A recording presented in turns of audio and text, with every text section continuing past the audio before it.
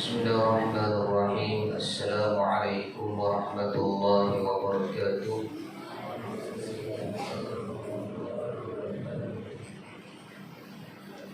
Ngantuk lagi Pak. Assalamualaikum warahmatullahi wabarakatuh.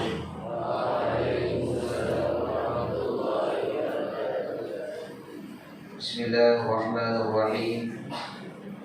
Alhamdulillahi Rabbil Alamin. Wassalatu wassalamu ala ashrafil anbiya wal mursalin wa ala alihi wa ashabihi ajma'in. Subhanaka la ilma lana illa ma 'allamtana innaka antal alimul hakim. Wa la hawla wa la quwwata illa billahil aliyyil 'azim. Allahumma وافتح علينا فتوح العارفين واجعل أعمالنا خالصة لوجهك الكريم برحمتك يا أرحم الراحمين. اللهم ارزقنا علما نفقه به أوامرك ونواهيك وارزقنا فهما نعلم به كيف نناجيك برحمتك يا أرحم الراحمين. اللهم ارزقنا فهم النبيين وحفظ المرسلين وإلهام الملائكة المقربين برحمتك يا أرحم الراحمين. ألق اللهم يا عزيز يا ودود علي محبة منك فيقضى بها قلبهم من تعطيف وتأليف كما ألقيت علي محبة مني بوجهك الكريم ونبيك محمد النبي الأمي. قل إن كنتم تحبون الله فاتبعوني يحببكم الله ويغفر لكم ذنوبكم والله غفور رحيم. أسأل الله أن يجعل بينكم وبين الذين عاديتم منهم مودة والله قدير والله غفور رحيم.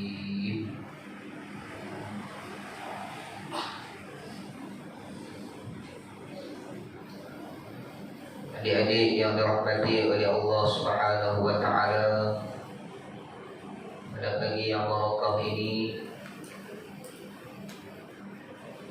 itulah hari Jumaat, kita berhimpun untuk sama-sama kita bermuzakarah,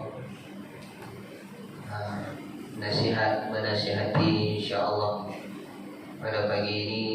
Moga-moga Allah Ta'ala memberikan keberkatan kepada kita, insya-Allah. Adik-adik yang dirahmati oleh Allah Subhanahu wa taala, ada panggung lah. Biasa orang kan subuh. Jadi pagi ini Ustaz teringin dan merasa nak bercakap, nak bersembang dengan adik-adik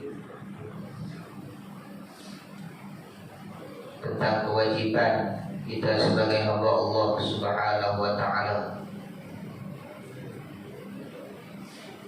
Ada satu perkara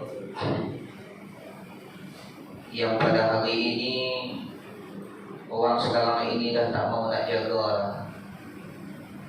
Satu perkara yang semakin luput di dalam jiwa umat-umat Islam. Satu perkara yang dah menjadi satu perkara yang trend. Menjadi trend hari ini. Trend apa? Trend orang tak sembahyang. Ada trend hari ini, trend orang yang tak sembahyang. Dia suka kalau dia tinggal sembahyang.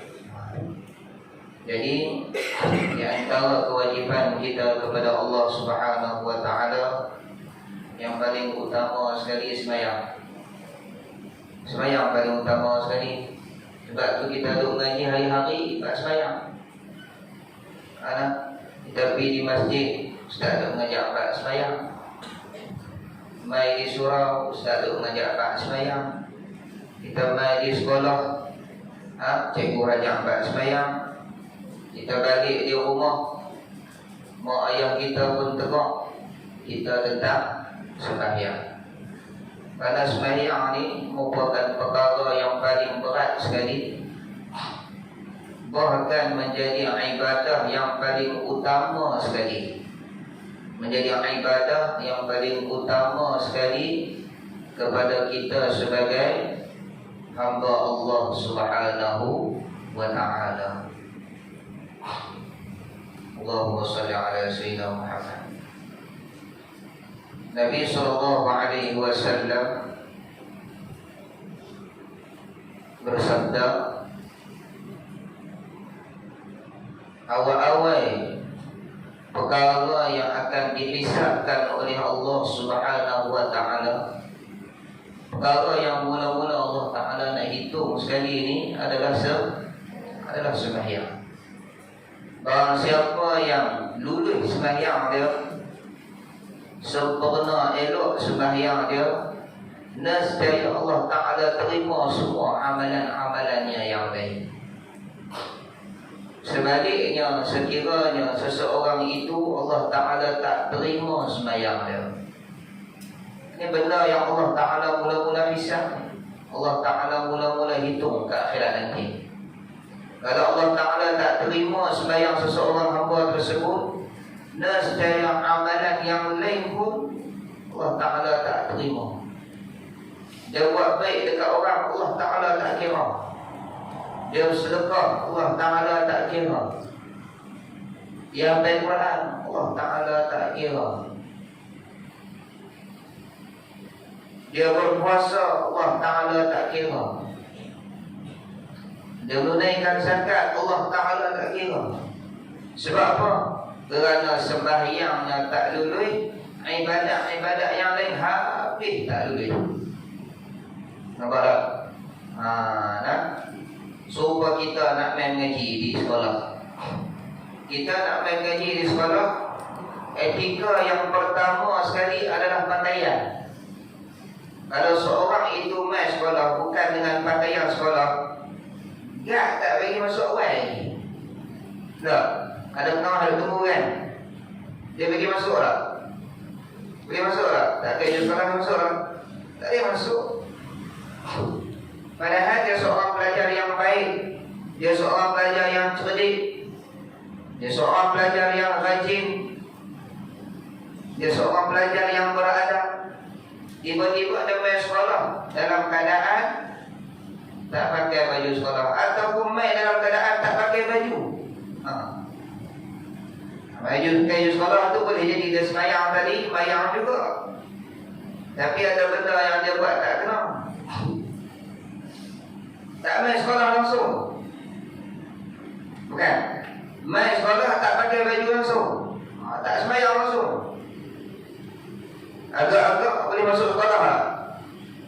Bukan setakat tak boleh masuk sekolah, kena hantar ada buku kan? Tak pakai pakaian apa.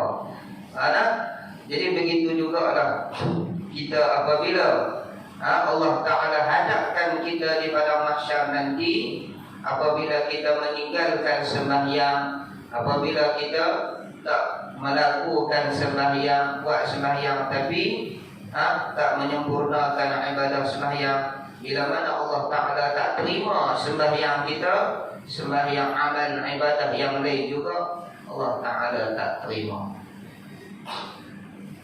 Sembahyang ni adalah perkara yang paling Allah Ta'ala kasih lepas daripada syahadah. Kan hadis, kita hafal hadis, Buniyal Islamu ala khamsin. Hafal tak? Hadis. Ada kan? SPM kan ada hadis tu? Ada tak hadis tu? Hadis ni tentang rukun Islam. Buniyal Islamu ala khamsin. Syahadatu an la ilaha illallah wa anna Muhammadar Rasulullah. Ada tak? Wa tuqimus salah wa tu'tiz zakah wa tasumu Ramadan wa tahujjul bait man istata'a ilaihi sabila. Yang pertama syahadah, yang kedua sembahyang 5 waktu, yang ketiga menunaikan zakat, yang keempat berpuasa di bulan Ramadan, yang kelima menunaikan haji bagi yang mampu. Yang kedua apa dia? yang kedua adalah sembahyang. Satu ibadah yang paling Allah Ta'ala kasih selepas daripada tauhid, selepas daripada syahadah. Nabi SAW bersabda dalam sebuah hadis, "Ma iftaradallahu ala khalqihi ba'da tauhid syai'an ahabbu ilaihi minha." Tidak Allah Ta'ala memfardukan, mewajibkan ke atas hamba-Nya selepas daripada kalimah tauhid, selepas daripada syahadah, sesuatu yang paling Allah Ta'ala kasih kepada perkara tersebut selain daripada kalimah syahadah, iaitulah sembahyang. Kalaulah ada satu ibadat yang paling Allah Ta'ala kasih selain daripada sembahyang, nescaya malaikat akan melaksanakan ibadat tersebut. Kita ingat lagi peristiwa Isra dan Mi'raj Nabi SAW. Kan itu Ustaz pernah cerita kan, peristiwa Isra dan Mi'raj Nabi SAW. Nabi SAW dijemput oleh Allah Subhanahu Wa Taala untuk menerima ibadah sembahyang. Baik. Yang manakah yang dikatakan bahawasanya satu ibadah yang Allah Ta'ala kasih, yang paling Allah Ta'ala kasih selepas daripada syahadah, iaitulah sembahyang. Ibadah yang paling Allah Ta'ala kasih. Kalaulah ada ibadah yang lain yang lebih Allah Ta'ala kasih, nescaya para malaikat akan buat. Tetapi tak ada, malaikat akan melakukan sembahyang. Kerana daripada kejadian yang asal lagi, malaikat apabila dijadikan terus melaksanakan ibadah. Malaikat setengah daripada makhluk yang Allah Ta'ala pelihara daripada maksiat. La ya'sunallaha ma amarahum wa yaf'aluna ma yu'marun. Dalam Quran sebut la ya'sunallah, malaikat ni sama sekali tak akan buat maksiat kepada Allah Subhanahu Wa Ta'ala. Wa yaf'aluna ma yu'marun, dan mereka malaikat ini akan melaksanakan apa yang Allah Ta'ala perintah. Bermakna malaikat asal kejadiannya bila dijadikan malaikat tersebut terus melakukan ibadah kepada Allah Subhanahu Wa Ta'ala. Tak ada satu malaikat pun yang melaksanakan maksiat, yang melakukan maksiat kepada Allah Subhanahu Wa Ta'ala. Baik, poin yang pertama, Allah Ta'ala menjemput Nabi SAW menerima satu kefarduan yang paling besar, iaitulah sembahyang. Menunaikan zakat, Allah Ta'ala perintah di mana? Di atas muka dunia. Puasa di bulan Ramadan, Allah Ta'ala perintah di mana? Di atas muka dunia.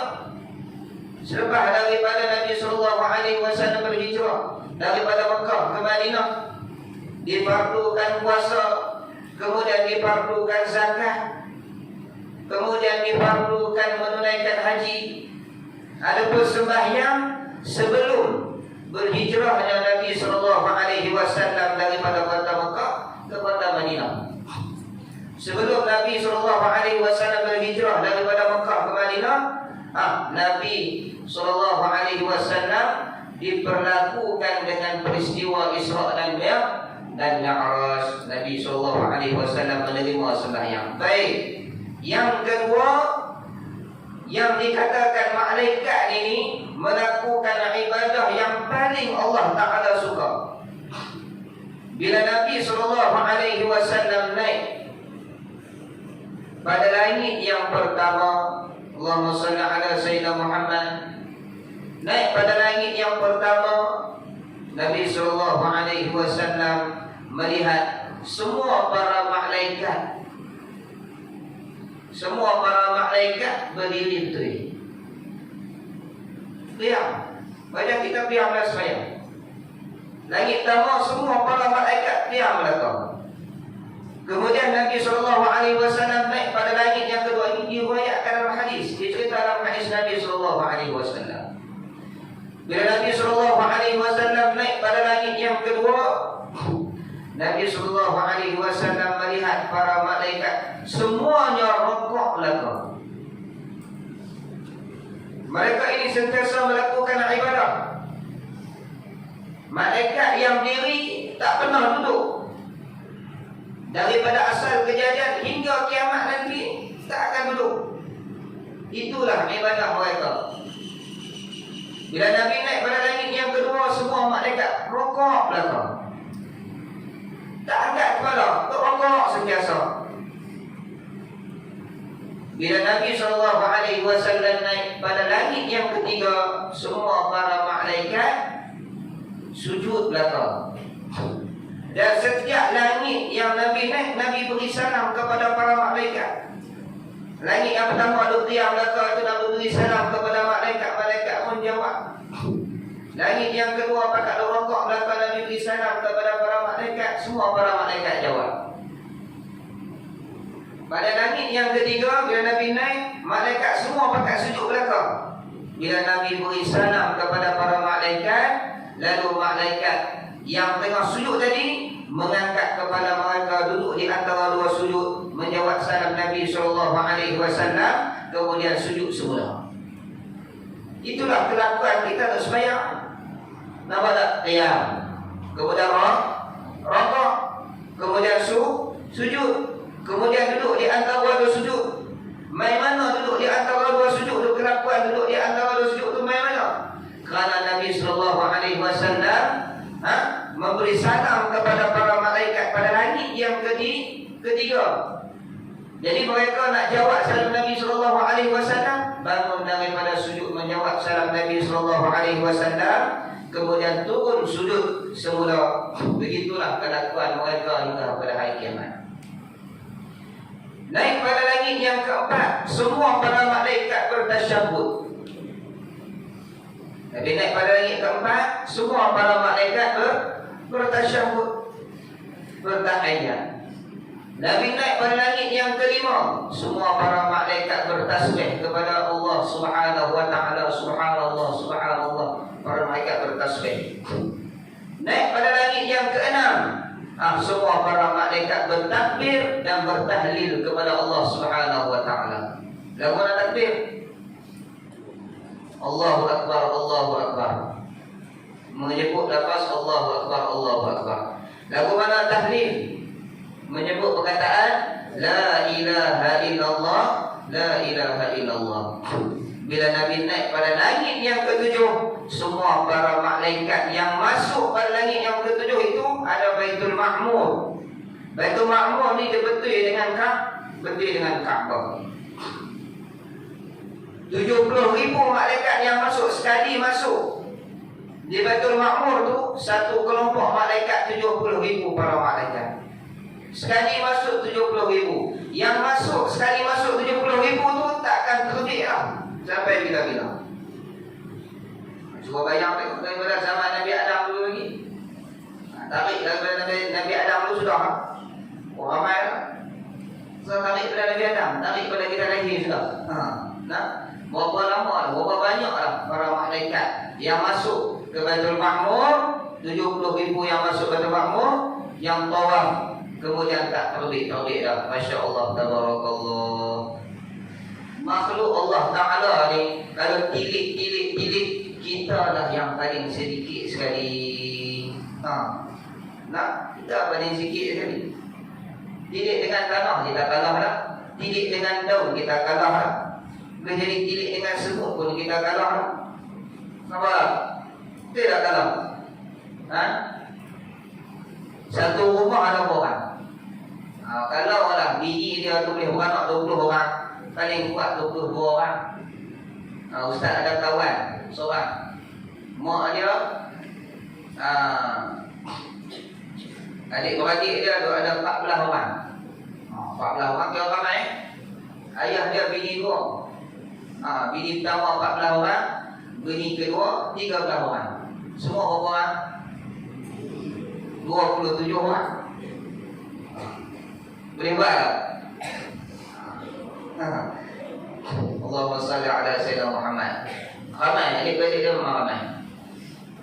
Jadi, contoh, kita ambil adik-adik dia dah 27 orang adik-adik dia, campur mak ayah cukup 30. Cukup 30 orang. Baik, dalam rumah tu masalah kita kata ada 30 orang adik-adik. Campur dengan mak dan ayah. Berapa ekor semut dalam rumah tersebut? Ada kurang daripada 27. Aduk makan gula saja pun boleh jadi 100 ekor. Itu tak kira lagi aduk merayak di tingkat apa semua. Makhluk Allah ni banyak. Bahkan binatang-binatang ni di kalangan mereka itu yang berzikir kepada Allah Subhanahu wa taala. Tumbuh-tumbuhan ada yang berzikir kepada Allah Subhanahu wa taala. Di kita ni di antara makhluk yang sedikit yang Allah Ta'ala muliakan dengan akal. Dalam surah apa Allah Ta'ala sebut? Inna khalaqnal insan fi ahsani taqwim. Allah Ta'ala jadikan manusia ini sebaik-baik kejadian. Apa maksud Allah Ta'ala jadikan manusia sebaik-baik kejadian? Iaitulah Allah Ta'ala beri akal yang Allah Ta'ala tak beri kepada makhluk yang lain. Hatta malaikat sendiri Allah Ta'ala tak kurniakan akal. Binatang menakal lah, tak akal. Nampak tak? Manusia yang Allah Ta'ala beri akal, manusia yang Allah Ta'ala taklifkan. Maka bila mana ada akal, bila kita mengaji, maka disitulah tempat untuk kita beramal dengan ilmu kita. Nampak tak tadi? Allah Ta'ala kata, Nabi SAW sebut, ibadat yang paling Allah Ta'ala kasih iaitulah sembahyang. Kalaulah ada satu ibadat yang lain yang lebih Allah Ta'ala kasih lain daripada sembahyang, nescaya ibadat itu akan dilakukan oleh para malaikat. Maka sembahyang setengah daripada perkara yang para malaikat lakukan dia. Dalilnya Nabi naik di malam Isra dan Mi'raj, Nabi melihat para malaikat. Bila sampai kepada langit yang ketujuh, Nabi berasa kata teringin apa yang dilakukan oleh malaikat daripada langit yang pertama sampai langit yang ketujuh ni. Nabi SAW teringin umat dia melakukan ibadah tersebut. Lalu Allah Subhanahu wa taala memfardukan sembahyang. Ini setengah daripada hikmah peristiwa Isra dan Mi'raj Nabi SAW, dan menjadi dalil kepada kita bahawasanya sembahyang itu adalah benda yang paling utama sekali. Ini baru mukadimah. InsyaAllah. Baik. Adik-adik yang dirahmati oleh Allah Subhanahu wa taala, Ustaz nak bawa satu hadis kepada adik-adik yang diceritakan oleh Imam Az-Zahabi dalam kitab Al-Kabair. Satu hadis yang panjang, bagaimana Nabi SAW menceritakan kepada kita keadaan orang yang meninggalkan sembahyang. Jadi perkara meninggalkan sembahyang ini bukan perkara yang ringan. Perkara meninggalkan sembahyang ini adalah perkara yang sangat berat. Jadi sebelum Ustaz nak meneruhkan hadis ini, boleh tak sama-sama kita bersikir sama-sama, boleh tak? Nampak kuih jatuh belakang ni. Nah, boleh tak? Boleh tak? Kawan kita sudah-sudah tu cubit-cubit ni, jangan cubit kuat, teriak. Sikit ya. Baik, tak apa. Ustaz dulu pun menjadi adik juga, biasa duduk di bawah juga, biasa tidur lagu adik-adik juga, kan? Seusia adik-adik juga. Boleh saya tidur juga. Orang ngaji, main ustaz tu baca slow sikit, dia parking siap. Memang parking siap. Jadi tak mahu. Dan boleh jadi di kalangan kita yang tidur ni boleh jadi mimpi Rasulullah. Rasulullah bersama dengan kita dalam majlis. Nampak tak? Mimpi jumpa orang soleh, insya-Allah. Hasbi Rabbi Jalla Allah ma fi qalbi. Nampak lagi? Baca tak apa tak apa lebih baca.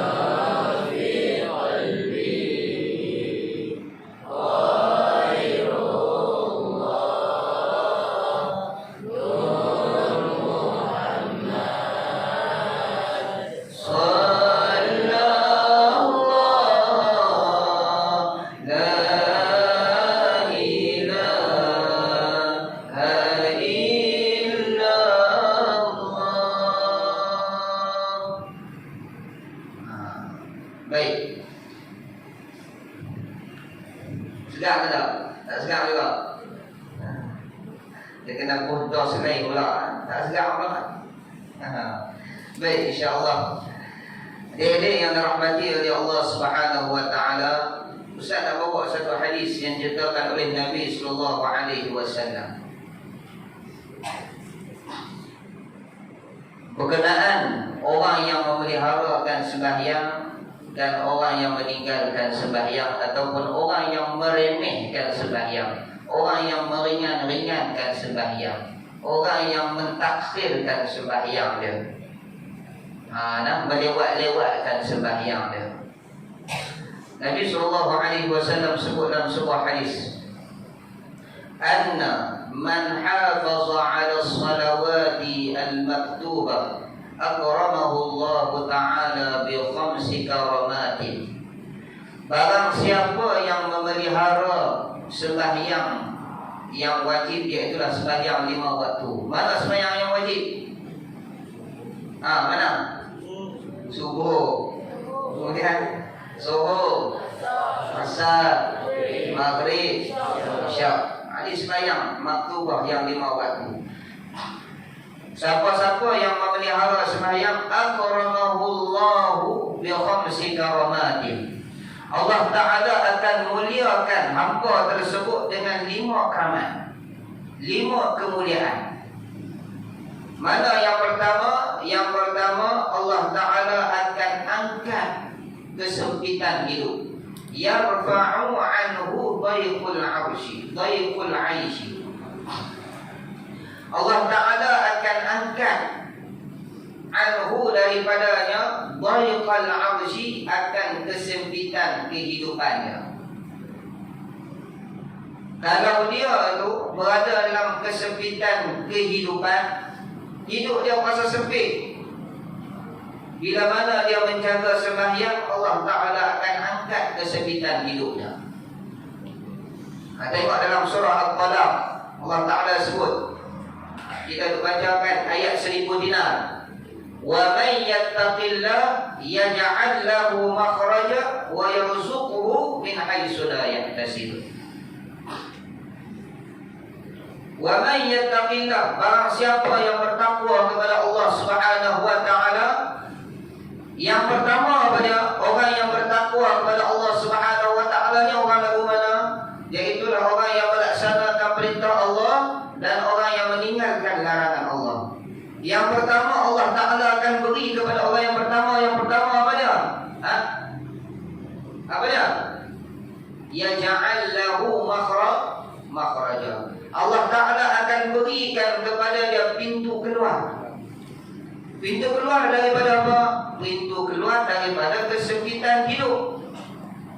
Kalau dia seorang yang susah, Allah Ta'ala beri senang.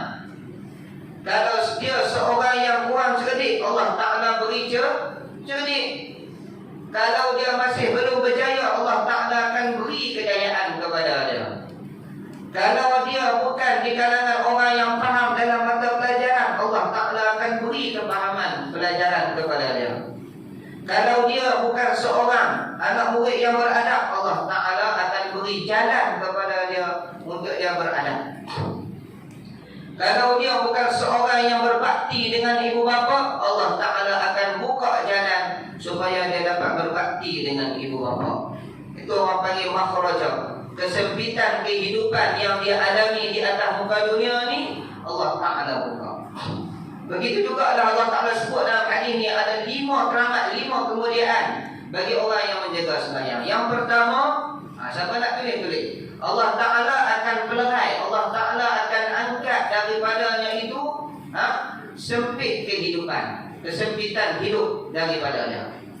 Yang kedua, Allah Ta'ala akan angkatkan azab kubur daripada dia.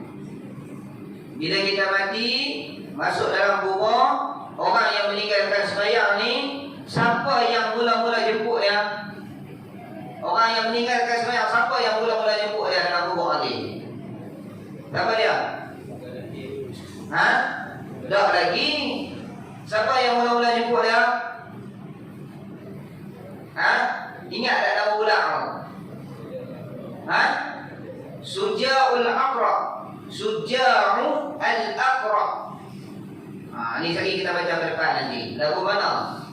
Binatang ini menjadi tuan rumah kepada dia.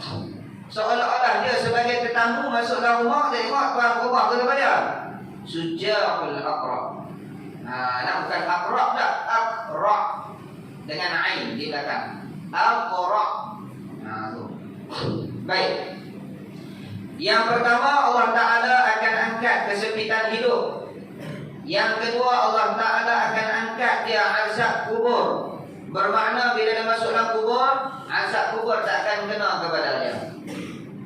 Yang ketiga, Allah Ta'ala akan berikan buku amalan di sebelah tangan kanan.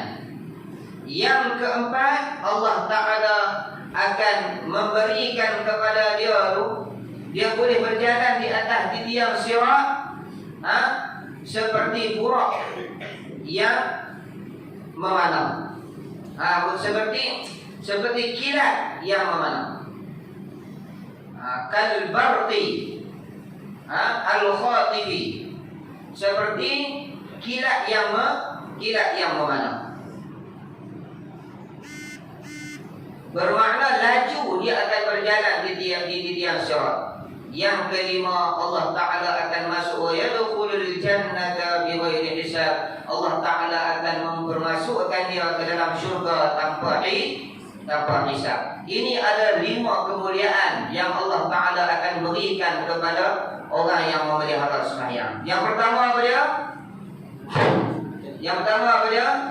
Allah Ta'ala akan angkat kesempitan hidup. Yang kedua, Allah Ta'ala akan angkat azab kubur. Yang ketiga, Allah Ta'ala memberikan buku amalan dengan tangan kanan. Siapa yang dapat buku amalan di sebelah hadapan, baik. Siapa yang dapat amalan buku amalan dengan tangan kanan, baik.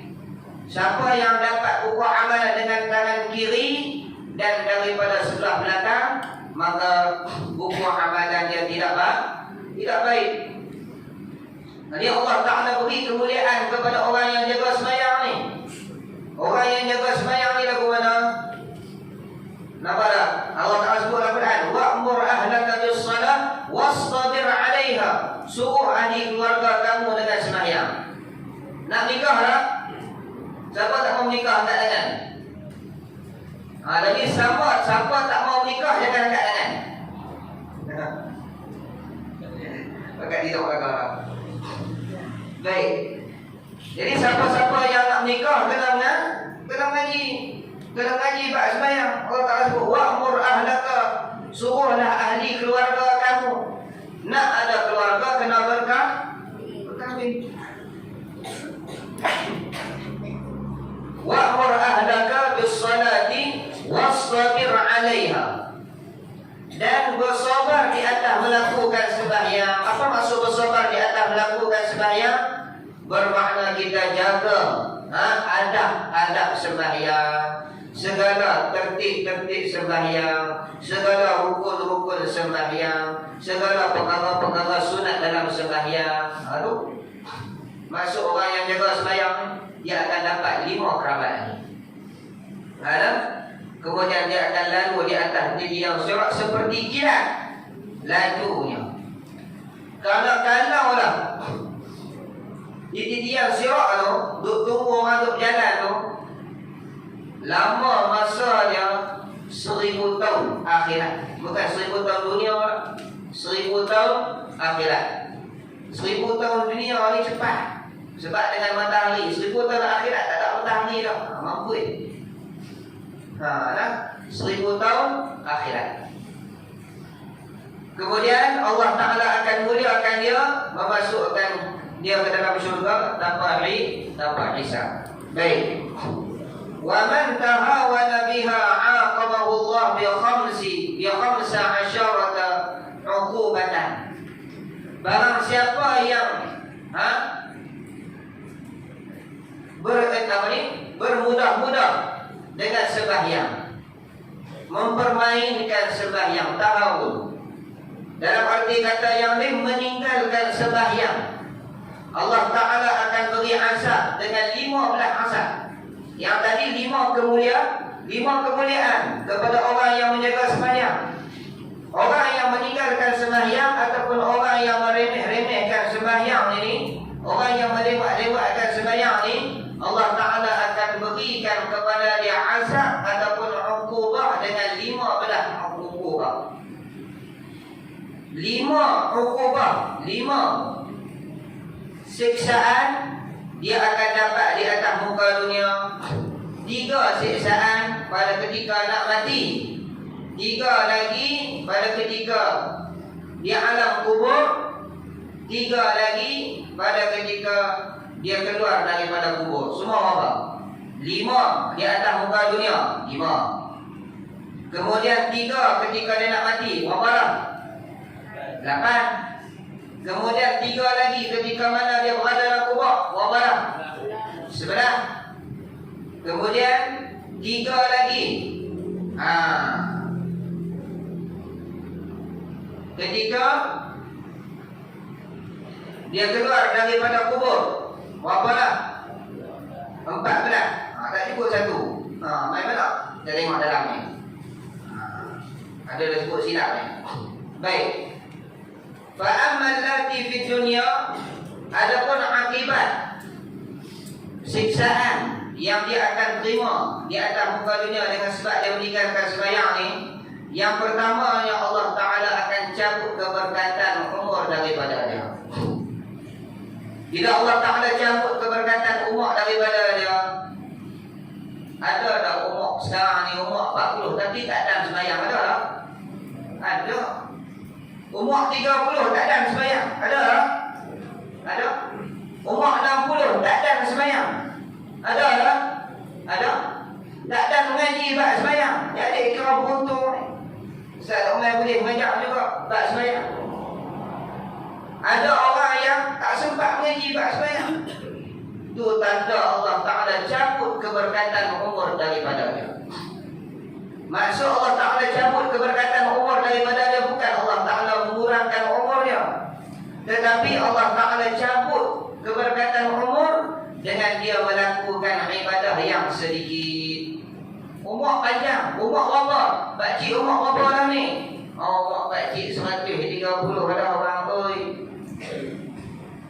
Allah, hebatnya ibadat pakcik. Hebat apa abang oi? Pakcik sedap main ngaji sembahyang ni umur 115, dah pun. Umur dah 130, sedap main ngaji bab sembahyang tu umur 115. Berkat tak umur dia? Berkat tak umur dia bajang tadi? Tak berkat. Tu kata Allah Ta'ala tarik keberkatan umur daripada dia. Lepas tu yang pakcik hidup 115 tahun tu pakcik buat apa? Pakcik pergi mengai.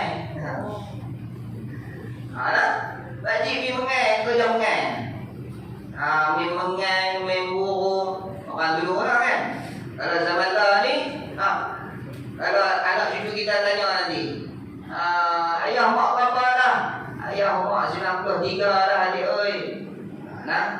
Ayah mula sembahyang bila? Ayah mula sembahyang umur 80. Kira umur 80 mula sembahyang ni baru 93, baru ada 13 tahun sembahyang. Ayah tak takut nak mati ke? Takut lah. Takut. Sebelum tu ayah nak buat apa? Dalam masa 80 tahun tu ayah nak main lantu-lantu ya. Atas zaman kita kan. Nanti cucu tanya ni. Jangan buat main. Bila mana Allah Ta'ala tarik keberkatan umur daripada kita, Allah Ta'ala tarik keberkatan umur daripada kita, kurang ibadah kita dengan Allah Subhanahu Wa Ta'ala. Yang pertama. Yang kedua, Allah Ta'ala akan padamkan tanda orang soleh di muka kita. Orang yang sembahyang ini ada cahayanya yang tersendiri. Walaupun jerawat penuh muka, jawab berkutu kat muka ni. Walaupun muka tu berkulit, tapi ada cahaya orang yang sembahyang. Dalilnya di mana? Di akhirat nanti bila mana Allah Nabi SAW nak memilih umatnya untuk diberikan syafaat kepada mereka, Nabi akan pilih wajah-wajah yang bercahaya. Siapa wajah-wajah yang bercahaya ni? Wajah-wajah yang bercahaya ni orang yang tak meninggalkan sembahyang. Orang yang meninggalkan sembahyang, Allah Ta'ala padam cahaya tersebut. Yang ketiga, Allah Ta'ala berikan pahala di setiap amal yang dia buat. Yang keempat, Allah Ta'ala angkatkan, Allah Ta'ala tidak angkat doa dia. Yang ketiga tadi, amalan yang dia buat Allah Ta'ala tak beri pahala. Itu maksud bila mana sembahyang dulu, hak lain dulu. Bila mana sembahyang tak dulu, ibadat lain pun tak dulu juga. Yang keempat, Allah Ta'ala tak terima doa dia. Doa dia tak diangkat oleh Allah Ta'ala ke langit. Yang kelima, tidak ada habuan doa di kalangan orang-orang soleh. Orang soleh akan mendoakan kita, dan boleh jadi kita hidup di atas muka dunia ni dengan senang lenang, boleh buat ibadat elok dengan keberkatan doa orang-orang soleh. Tapi orang yang meninggalkan sembahyang ni tak termasuk di dalam doa orang-orang yang soleh. Ini 5 perkara yang dia akan dapat siksaan di atas muka dunia ni. Yang pertama, tak dapat keberkatan umur. Yang kedua, Allah Ta'ala akan padamkan tanda orang soleh di wajah dia. Yang ketiga, dia melakukan kebaikan-kebaikan, Allah Ta'ala tak beri pahala. Yang keempat, doa dia tak diangkat ke langit. Yang kelima, tidak ada habuan doa di dalam, tidak ada habuan baginya daripada doa-doa orang-orang yang soleh. Adapun 3 perkara yang dia akan terima pada ketika dia nak mati, Allah Ta'ala akan hinakan kematian dia. Mati dekat mana? Mati dalam jamban. Mati tak mana? Mati tengah melakukan maksiat. Sebab tu kena hati-hati kita melakukan maksiat. Kalaulah Allah Ta'ala cabut nyawa kita tengah-tengah kita melakukan maksiat tu, kita mati dalam keadaan hina. Yang kedua, mati dalam keadaan lapar. Yang ketiga, mati dalam keadaan dahaga. Sekalipun diberi minum kepada dia air seluah lautan, kering laut, kita ambil beri dia minum air, takkan hilang dahaga dia. Itu maksud Allah Ta'ala dahagakan dia pada ketika dia nak mati. Ni tanda orang yang meninggalkan sembahyang ni bila dia nak mati. Apa tanda tu? Dia lampak dan dia dahaga. Dia akan makan banyak, makan. Sebab apa dia lapar? Ini satu kehinaan dan satu azab yang dia terima di atas muka dunia. Dekat dia nak mati memang dia akan makan banyak. Makan tak kenyang-kenyang, minum tak hilang dahaga dia. Dan Allah Ta'ala akan matikan dia dalam kehinaan. Pernah tak tengok video orang mati dalam keadaan bersujud, orang mati dalam keadaan sembahyang, orang mati dalam keadaan azan? Nak tak kita mati dulu? Nak. Nampak tak? Pernah tengok ada orang mati tengah menyanyi? Pernah tengok tak? Pernah tengok ada orang mati tengah menari? Kan dulu ada video tengah duk menari, tiba-tiba berlaku gempa bumi, jatuh bangunan. Pernah tengok tak? Tu orang panggil orang yang telah dihina oleh Allah Subhanahu Wa Taala kematian dia.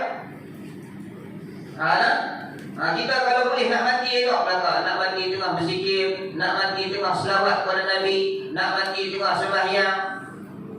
Saya nak cerita kisah yang berlaku depan mata Ustaz sendiri. Waktu Ustaz jaga Tok Wan Ustaz dulu ni di hospital. Waktu tu dia meninggal dekat Maghrib. Masuk azan Maghrib, dia ni lumpuh.